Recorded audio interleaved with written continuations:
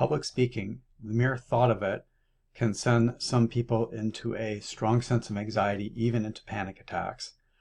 There are even surveys that they do about what people fear most, and sometimes on those surveys, public speaking shows up even above fear of death. In fact, the most recent one I read said that 37% of people fear public speaking more than death. So let's take a deep breath here and talk about public speaking and why it's such a challenge for people, the problems that it causes for them, and how to overcome it, most important. I was talking to a number of clients recently and how public speaking, meaning whether they were presenting or whether they were just speaking up in a meeting, really held them back in their career. So that's an obvious place where public speaking can be an issue for people, right? And whether it's more fear than they should have, but it's just still maybe a lower level of fear, or whether it's full-blown panic, public speaking can be, something that really holds people back in their career. And I've had people who've come to me to get help for that, who, they want to go that next level, and it really held them back. So I'm Dan Ross. I help people get over anxiety, fears, things like that. And this is just a common theme for what people come to me for. And when somebody comes to me for this, one of the things I need to remind them is that there are a number of beliefs that people have around public speaking which get in their way. And there's also often that just fear that people have inside their body. There's that tightness. There's that, that sense of anxiety. Often it's in the chest, but it can be elsewhere. Sometimes they feel it in their throat. And there can be some limiting beliefs that go with it as well. So a lot of this stems from a couple of things. One is that there are fears that we can have that get linked to things that don't belong together. So there's nothing inherently dangerous about speaking in public, right? And public speaking, again, can mean anything from standing on a stage talking in front of 10,000 people. And again, if that makes you feel anxious, then, that's the issue, right? So whether it's that, or whether it's just standing up in a small meeting, with 6 or 7 people at work, and just being able to give your status report. And it can happen outside of work. So I worked with somebody a while back who his best friend was getting married, and he had to give the wedding toast. He was the best man.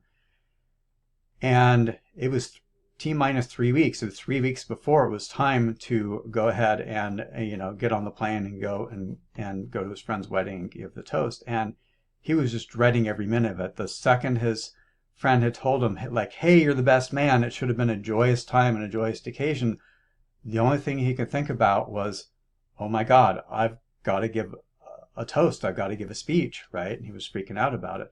By the way, this is a guy who was the CEO of a successful company. He managed to run a successful Silicon Valley company without ever having to talk to his employees. Once I helped him make the change and he could stand up and speak comfortably and confidently, then all of a sudden he could have all hands meetings with his employees and start to step more into that leadership role of not just sending emails out to them, but like having those, weekly Friday stand-ups, those places and times where you could communicate with his employees.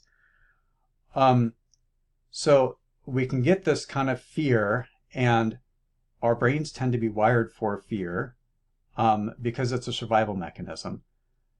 Back when we were all cave people, if there was a saber-toothed tiger lurking about, that fear would inform you, not consciously but unconsciously, to fight or flee or freeze. Basically, there's also fawn, usually fawn with a saber-toothed tiger, but you're going to fight, you're going to freeze, you're going to flee. And those are instantaneous decisions made by the lower parts of your brain. It's not the cerebral cortex analyzing, hey, is that a saber-toothed tiger? Can I outrun him? Let me do the physics. Let me do the calculations.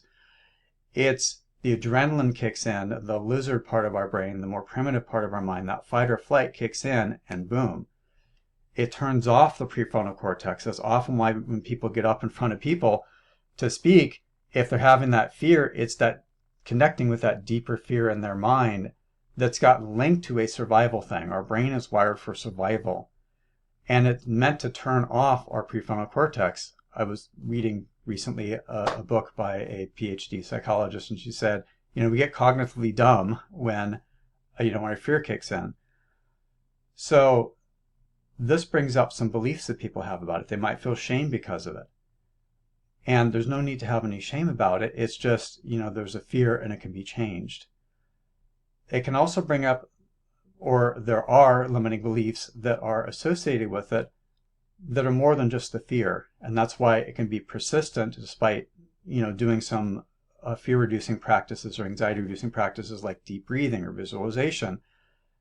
The beliefs will keep the problem in place until we change the beliefs. So there can be beliefs around what it means to be seen. How is it sometimes an exercise I do with people is, what if you could just stand in front of a group of people? I'm putting my arms out, right? But you could just stand there with your arms at your side and just be seen. How is that?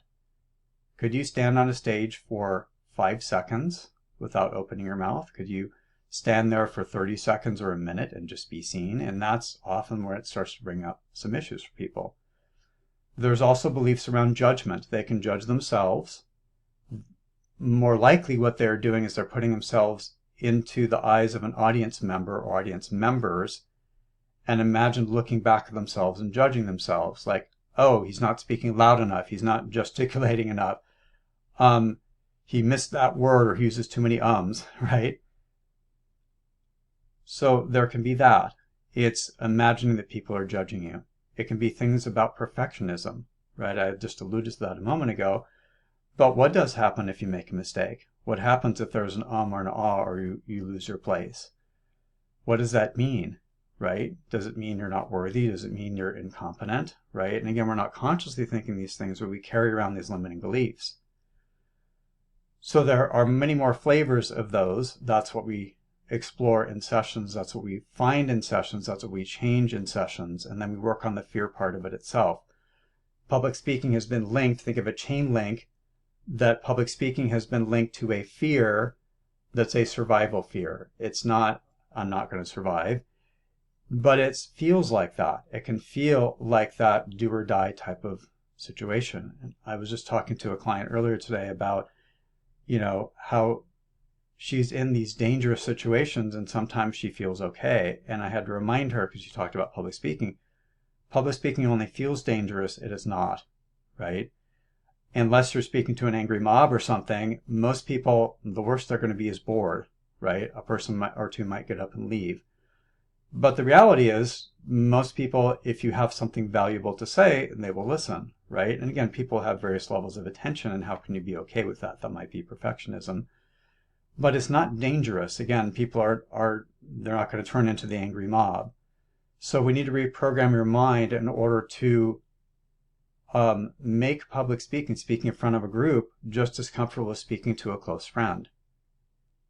So with hypnosis and the types of tools that I use, I first guide you into a relaxed state of mind so that you can start to associate relaxation with being in front of a group.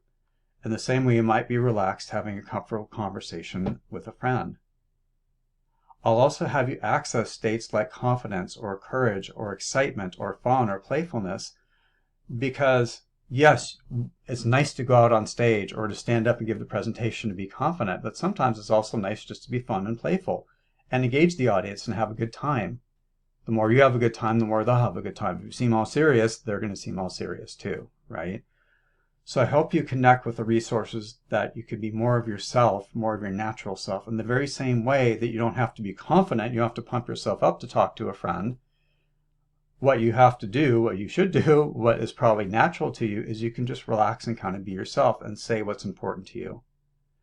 So that's what we do for hypnosis for public speaking. Again, we find the particular fear, the particular flavor of it, the beliefs that are keeping it in place, we change those, and then we help you connect with how you want to be instead. So that you can imagine being on stage or standing up in front of your team at work or wherever that is, and feeling calm and comfortable and confident, having maybe a little bit of that, confidence and courage going on, but maybe again some playfulness or some fun, or just whatever your natural personality is, and to be able to bring that out in those situations.